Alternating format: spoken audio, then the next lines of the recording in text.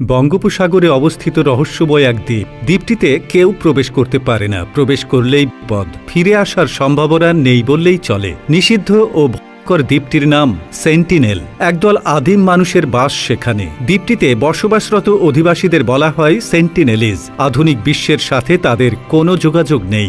রহস্যে ঘেরা সেন্টিনেল দ্বীপ নিয়ে আরও জানাচ্ছেন সৈয়দ আরাফাত। বঙ্গোপসাগরে অবস্থিত আন্দামান নিকটবর্তী দ্বীপ সেন্টিনেল ৭২ বর্গ কিলোমিটার। দ্বীপটি ভারতের অধীনে, যদিও ভারত সরকার কখনো দ্বীপটির সার্বভৌমত্বে হস্তক্ষেপ করে না। প্রবল প্রাচীরে ঘেরা নিষিদ্ধ দ্বীপটিতে বসবাস করে একদল আদিম মানুষ। তাদেরকে বলা হয় সেন্টিনেলিজ। ধারণা করা হয় সেন্টিনেল দ্বীপে ৫০ থেকে ২০০ মানুষ বসবাস করে। সর্বোচ্চ জনসংখ্যা হতে পারে ৫০০ জন। হাজার বছরের বেশি সময় ধরে সেন্টিনেলিজদের বসবাস এই দ্বীপে। গবেষকদের অনুমান আফ্রিকা থেকে তারা এই দ্বীপে আসে। এখানকার বাসিন্দারা ছোট ছোট কুঁড়ে ঘর বানিয়ে বসবাস করে, শিকার করে ও ফলমূল খেয়ে জীবন ধারণ করে। দ্বীপটির ভয়ঙ্কর ও নিষিদ্ধ হওয়া বেশ কিছু কারণ রয়েছে। সেন্টিনেলিজদের আচরণ অত্যন্ত আদিম ও বর্বর। অবাক করা বিষয় হল তারা আগুনের ব্যবহার ও চাষাবাদ নিয়ে ধারণাই রাখে না।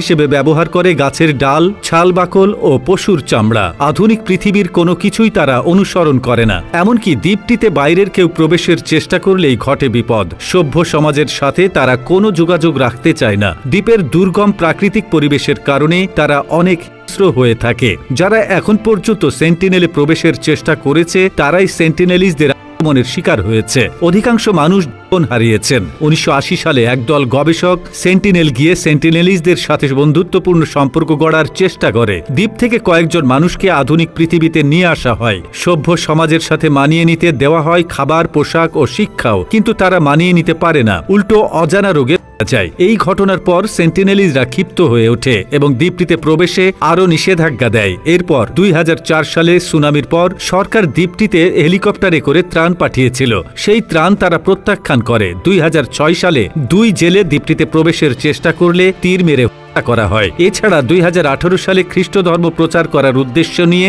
সেন্টিনেলে প্রবেশ করেন মার্কিন ধর্মযাজক জন হেলেন চাও। সেন্টিনেলিজরা তাকেও নির্মমভাবে করে।